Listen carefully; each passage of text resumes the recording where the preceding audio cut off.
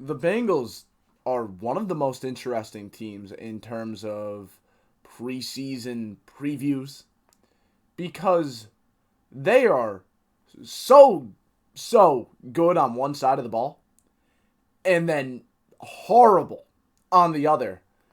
And then it's also interesting because there's some off field drama that might make them even worse on that side of the ball where they're already weak. Today we're talking about the Cincinnati Bengals preseason power rankings, my 18th ranked team. Some people might want to rank them higher, but I can't. The defense is too bad. It is too bad for me to rank them any higher than this. But I do love the offense. Joe Burrow is one of the best quarterbacks in the league. There is no doubt about that. He is so good. So good as a processor. He is insanely accurate. And then he has the best receiver duo in the NFL. Jamar Chase is remarkable. One of one talent. Most physically gifted receiver in the entire league. There is no doubt about that whatsoever. Last year, Triple Crown winner. Don't be surprised if he at least gets close to doing it again. He's insane. And then T. Higgins is this insane 50-50 ball winner. There is no way to really stop this passing game. That's the reality here. They are too good at throwing the ball just between those three guys. And then they also have a very nice receiving back in Chase Brown. They have Mike Gesicki, who could catch the ball at the tight end spot. He's a talented separator, really knows how to run routes from the tight end position. It should be a nice passing attack. Very nice. Probably the best in the NFL. But the offensive line is the little area of this passing attack, or even this offense, that worries me.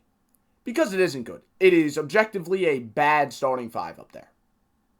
That being said, the Bengals found a way to run this offense, or at least the passing game, that kind of takes the line of scrimmage out of this. They are not expecting to win the battle up front. But that's why they are so quick pass heavy, right? They run a lot of five-man protection, which means five men are going out on routes. And Joe Burrow is such a quick processor, he could kind of look at all five of these routes and say, okay, I know this is going to be open. And Joe Burrow is such a good, quick processor that he's able to find the mismatch. He's able to find the hole in the zone within the 2.5 seconds that he's going to have in the clean pocket, right? And even when the pocket starts to crumble, he is great at getting the ball out just before he's about to get sacked, just as late as he possibly can without a negative play occurring. He is so great at that. He's one of the few quarterbacks that you could trust to consistently operate five-man pass concepts like this because he's able to read one side of the field so quick and then read the other side just as quickly. And when you have Jamar Chase out there, T. Higgins out there, these matchup nightmares, you know there's going to be a mismatch somewhere. You know that there's going to be a hole in the zone somewhere. And Joe Burrow just has to find that before he ends up getting sacked. It's really a perfect storm of talented players with a coach that knows how to optimize it. That's why this offense is going to be so dangerous, even though the running game won't be reliable and they won't get reliable protection up front. Then we'll look at the defensive side of the ball. The defense was horrible last year. Horrible. This team was able to do very well offensively last year. I mean, they were consistently lighting the scoreboard up. But there were 4 games where they scored over 30 points and still lost. And that's because of how bad this defense is. And what's very worrying is they didn't get better. Really. They moved on from Lou Anarumo, which I guess is supposed to be the big difference here. They moved on from him to Al Golden, Notre Dame's former defensive coordinator. We don't really know if that's an upgrade or not. Lou Anarumo was very good for a very long time. Then last year, the defense just stunk. He kind of got scapegoated for that. Is that fair or not? We'll see. Depends on how he does now with the Colts, right? Al Golden, though, he ran a lot of man coverage with Notre Dame. Will he do the same thing in the NFL? Once again, we have no idea. But it doesn't really matter, because if Trey Hendrickson doesn't play, there's no way that this defense can be anything but the worst in the NFL. There is no way in hell that that's going to be the case. Hendrickson was the one bright spot on this defense last year. The single one bright spot. Everywhere else, they were terrible. But Hendrickson was a very good player. He was able to get to the quarterback. He was consistently getting pressure. He was great. Now he's having a contract dispute. He might not be playing this year. The guy that they drafted to potentially fill in for him also might not be playing because the Bengals are very cheap and tried to add void years in a rookie's guaranteed salary. Why are you nickel and diming your first round pick? They have a lot of cap space. Like, it really makes no sense whatsoever what this Bengals team is doing. If Trey Hendrickson doesn't play, they are going to be the worst in the NFL. If Trey Hendrickson does play, he could single-handedly get them maybe outside of the bottom 3. Maybe. I mean, we don't know how he'll look if he's not practicing all offseason, but maybe he could just barely get them outside of, like, worst in the league caliber. Still, though, they're not going to be winning much. They're not going to be winning too much because if you're allowing 30 points a game, you can't do much. And here's the thing here. You see the depth chart right now. Most of these guys, like, aren't even starting caliber players. That's the reality here. I'll give you all of the bright spots. All of the bright spots. Of course, Trey Hendrickson when he's playing, right? Geno Stone is a good versatile safety. Jordan Battle is fine. I liked Demetrius Knight as a prospect, but he's a rookie. And maybe Logan Wilson can bounce back. Besides that, there's not much here. Now, maybe they get Miles Murphy really impresses now, but he was a first-round pick a couple years ago. They weren't able to develop him.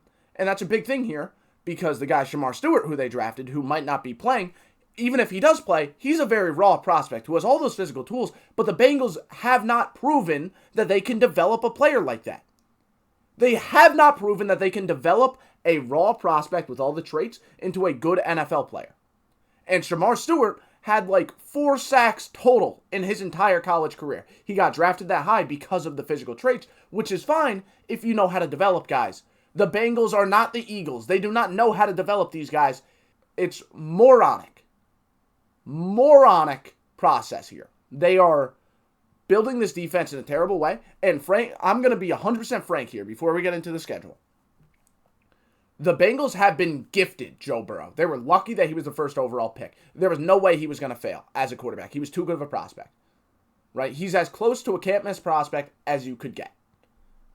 Jamar Chase was an athletic freak. There was very little work to be done there. He wasn't some raw player. There was very little work to be done there. They were gifted, those two guys. They have completely failed to build around them, and they are still continuing to do that. There are very few teams that I dislike as much as the Bengals, and it's because of how poorly run this team is. I just want to make that clear. Now, do I have a bias against them because of that? No. I just think it's very clear that this team is built poorly, and that's why they're 18th here. Because they are a objectively poorly built team, and even though Joe Burrow is great and Jamar Chase is great, they have completely and utterly failed to build around those guys. And the schedule is going to reflect exactly that. For the Bengals, it's simple. When they're facing a team with a decently above average offense, they're going to lose because even though the Bengals are going to be able to go ahead and score 30 any given week, when their defense is that bad, any decent offense is also going to be able to score 30. That's what this comes down to. So we're going to go through it. It really just comes down to what does the ceiling of the opposing offense look like. If the opposing offense's ceiling is good enough to have a good week, the Bengals probably can't win because you can only win so many shootouts, right? And every game is going to be a shootout because the defense is that bad, but the offense is so good, they're going to be able to score on anyone. So we look week 1. I don't think that Browns quarterback room, whoever it ends up being, I don't think whoever that is in week 1 is going to be able to perform too much. I think, wow, the Bengals defense is going to get beat more than they should against any of these quarterbacks, whoever that ends up being. They aren't going to get beat quite enough for the offense to not be able to make up for it. But I think Jacksonville can, in theory, light up the scoreboard. Against a bad defense, I think Brian Thomas Jr., Travis Hunter, Trevor Lawrence can light up the scoreboard here. I think the Jags are going to win in week 2. Week 3, I think the Vikings can light up the scoreboard. But it's early McCarthy. Early McCarthy, right? This is going to be one of his first NFL starts. I'm going to give the Bengals the benefit of the doubt here. Hope that they could hold strong enough for the offense to win it for him here. Now, week 4, Sean Payton and the Broncos last year had, I think, the 4th most 30-point games in the NFL. I think it was a tie. So I'm giving Denver that win, right? They're going to be able to score a decent amount, a lot. And you know that Denver defense versus this Bengals offense, that's going to be an amazing watch. That's going to be really fun. Pat Surtain versus Jamar Chase. Oh boy, that's going to be great. But the Broncos are going to dominate when they have the ball. So I have that going in Denver's favor. Detroit, I think this is going to be a game where the offensive coordinator, the new offensive coordinator, is going to be able to try some things because of how bad that defense is. I think they're going to be able to score a lot. And I think the defense might get beat, right? They're going to try and have Jamar Chase one-on-one. And that's not going to work too often. But it will work more than Cam Taylor-Britt on Amon-Ra St. Brown, you know? So I'm taking Detroit in that one. Green Bay's defense can be exploited, but I think the Bengals are going to be able to score on everyone. If the Packers were weak on the offensive side of the ball, this is a different game. But the offensive side of the ball is where they're strong. We talked about it. I think the stronger offensive teams are going to be the teams that beat the Bengals. So heading into week 6, the Bengals only have 2 wins. That's not great, but I think they'll be able to win week 7. I think they split that series against the Steelers. Then week 8 against the Jets. I don't think they're going to be consistent enough throwing the football with Justin Fields playing quarterback. So I think they get a second win in a row.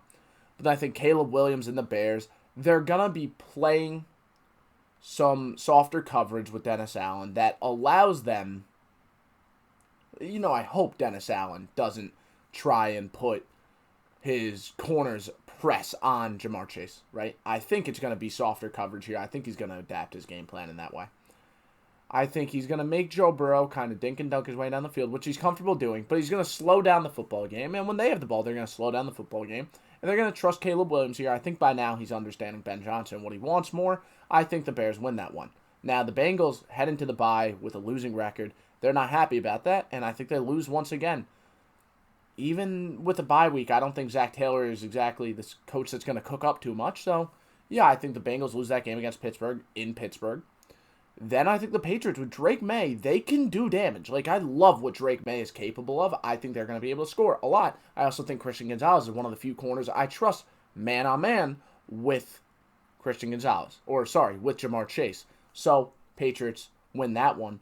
Then the Ravens, they're going to be able to slow the game down, running the football. Although, Derrick Henry might just go off for like 10 yards a carry against that defense, right? I think the Ravens are going to be able to slow the game down as much as they want, but also speed it up as much as they want. When you're bad on the defensive side of the ball, the opposing team can control the tempo. But because of how good they are offensively, they're able to control the tempo when they have the ball. So it's an interesting mix. It really just comes down to who can score more in the best scenario possible. Because the Bengals are going to be able to score on everyone, like I said. Even a team like Buffalo. I think this Week 14 game is going to be crazy. You have Josh Allen on one end. You have Joe Burrow on the other. Like, that's going to be really fun. But I do think this Bengals receiver room will be able to score on that Bills defense, right, against those corners. Josh Allen is going to be able to score a lot too, but I think the Bills aren't going to be quite used to seeing another team that can score with them like this, so I have the Bengals getting the upset there.